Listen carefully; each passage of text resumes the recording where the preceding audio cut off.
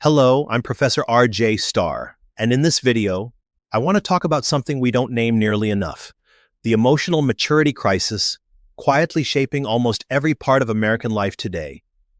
We see it in road rage, political division, burned-out workers, and families that can't sit through a single dinner without conflict.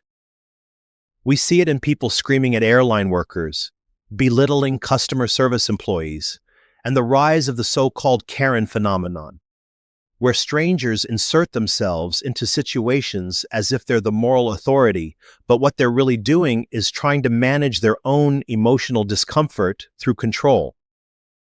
These moments aren't random, they're signals.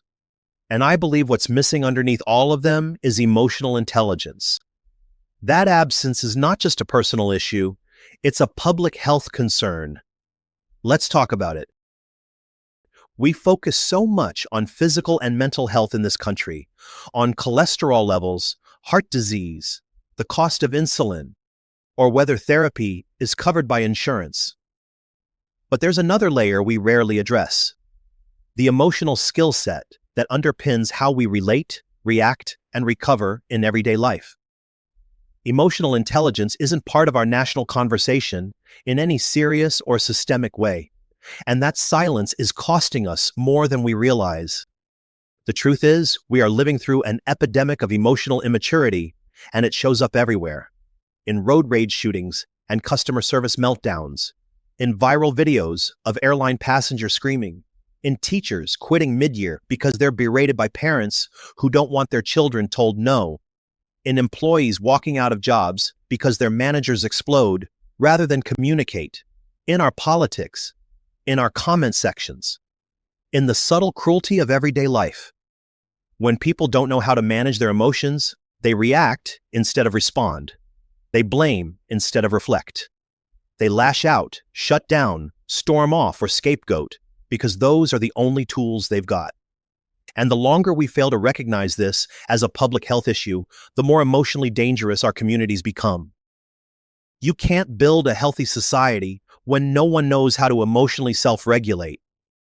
You can't solve problems when people lack the capacity to sit with discomfort long enough to understand them. And you can't create real change when so much of the energy in the room is spent managing reactivity instead of actually working together. We tend to think of emotional intelligence as a soft skill, something optional, nice to have, perhaps relevant to therapists or leaders. But this framing misses the mark. Emotional intelligence is the foundation for every meaningful human interaction. It's what allows people to listen without defending, to pause before reacting, to speak with empathy instead of escalation. And it's what allows us to hold space for pain, difference, and uncertainty without folding under the weight of it. When emotional intelligence is missing, what fills the gap is volatility, burnout, contempt, division. And we see it playing out not just in personal relationships, but in public spaces. It becomes policy. It becomes protest. It becomes apathy or outrage, with very little in between. And the cost is not just social, it's somatic. People are stressed, sick, and stretched thin. Not only because life is hard, but because the emotional climate they live in is exhausting. We teach reading. We teach math. We even teach physical education. But most people go through their entire lives never learning how to name what they feel, how to soothe themselves without harming others, or how to stay present in emotionally charged situations. And yet, we expect people to raise children, lead teams, care for aging parents, or show up in relationships without those tools. Emotional intelligence isn't a personality trait. It's not just how someone is. It's a teachable, trainable, essential life skill. And the fact that it's been treated as extra credit, optional, feminized, even frivolous, is part of what's gotten us here. We are not just experiencing a mental health crisis. We are experiencing an emotional maturity crisis. And if we don't name it, we can't fix it. We're used to talking about health in terms of what we can see or measure, but what about the things we feel? The tension that lives in your jaw from a conversation you never had, the anxiety that floods your body before a meeting, because you've learned to brace for volatility. The loneliness of being in rooms where no one knows how to listen, really listen, without interrupting, correcting, or defending. These are not just personal experiences. They are public ones. They affect how we raise children, how we show up at work, how we vote, how we treat strangers in a parking lot. Emotional intelligence isn't a luxury skill you tap into when things are going well. It's what keeps things from falling apart. And yet, how many people do you know who were actually taught how to deal with big feelings without blaming someone else? How many people do you know who can stay grounded in the face of disagreement, or who know the difference between regulation and repression, or how to debate without attack? How many workplaces have you been in where emotional maturity is actively modeled, where leaders know how to take feedback without retaliating, where coworkers know how to navigate conflict without turning it into a war? Instead, what we see is the normalization of emotional chaos. Yelling is common. Silence is weaponized. Sarcasm replaces vulnerability. Defensiveness replaces accountability. People are praised for not taking things personally, rather than being encouraged to understand themselves more deeply.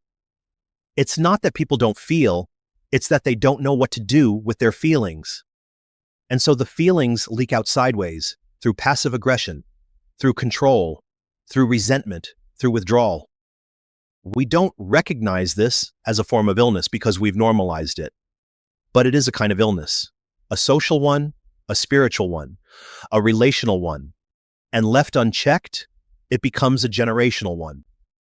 We think emotional intelligence is about being calm, or gentle, or nice, but it's actually about being aware. It's about being able to say, this feeling is mine to manage. This story I'm telling myself might not be true. This impulse to lash out will only make it worse. Emotional intelligence doesn't mean you stop feeling anger, fear, or sadness. It means you stop outsourcing the responsibility for those emotions onto everyone around you. Without emotional intelligence, disagreement turns into dehumanization. And that's where we are now. That's why every conversation feels like a battlefield. That's why people unfriend each other over a headline. That's why nothing ever feels safe enough to talk about. Because so many people lack the emotional infrastructure to tolerate difference without trying to destroy it. We're not just in conflict. We're emotionally unprepared for conflict. And that unpreparedness is making us sick, individually and collectively. If we truly want to create a healthier society, we can't just build more hospitals. We need to build more emotional capacity. We need to raise children who know how to sit with discomfort, not just distract from it. We need to develop leaders who can take a breath before reacting. We need to stop treating emotional intelligence as an optional skill set for HR departments or yoga retreats, and start treating it as basic human literacy. Because this isn't just about feelings. This is about survival. It's about the ability to coexist. It's about creating a world where people can disagree without dehumanizing, feel without exploding, and live without constantly bracing for the next emotional hit. We are capable of so much more than we've been taught. But it starts with naming the problem. And this is the problem. We are emotionally underdeveloped, overstimulated, and undersupported. And until we treat emotional intelligence as essential, not extra, we will keep bleeding from the inside out. But here's the good news. Emotional intelligence is not something you're either born with or not. It's not some mystical trait reserved for therapists, empaths, or people who had perfect upbringings. It's a skill set. One that can be learned, strengthened, practiced, and passed on. You don't have to wait for the world to change. You can start with yourself. You can become the emotionally mature person in the room. You can learn to pause before reacting, to sit with a feeling instead of discharging it, to hold space for nuance when everyone else is shouting. That is power. That is strength. And that is how we begin to build a different kind of culture, one conversation at a time. Maybe that starts with choosing not to escalate during an argument. Maybe it looks like setting a boundary without guilt. Maybe it's simply learning to name your emotions without shame. It's not flashy work. It's not viral. but it's the work that heals. We don't need more outrage. We need more regulation. We don't need more hot takes. We need more inner stillness. We don't need more people who can win arguments. We need more people who can stay present when it's hard. That's how we turn the tide, not all at once, but incrementally, in the spaces where we live, work, love, and lead. That's how emotional intelligence becomes not just a buzzword, but a cultural backbone. Because the real public health crisis isn't just what's happening in our hospitals, it's what's happening in our hearts, in our homes, in the emotional lives we've never been taught how to live. So let's start living them. Not perfectly, but bravely. Not performatively, but with presence. One breath, one moment, one emotionally intelligent choice at a time. Thank you for staying with me to the end. If this reflection spoke to you, I invite you to subscribe and share it with someone who's ready for deeper conversations. You can find more of my work on the Psychology of Us podcast, where we explore the emotional patterns behind everyday life, and on my website, ProfessorRJStarr.com, where I share lectures, essays, and books for those who want to think and feel more deeply. This work is about building a life rooted in insight, presence, and emotional strength. Thank you for being here. Let's keep showing up, aware, engaged, and fully human.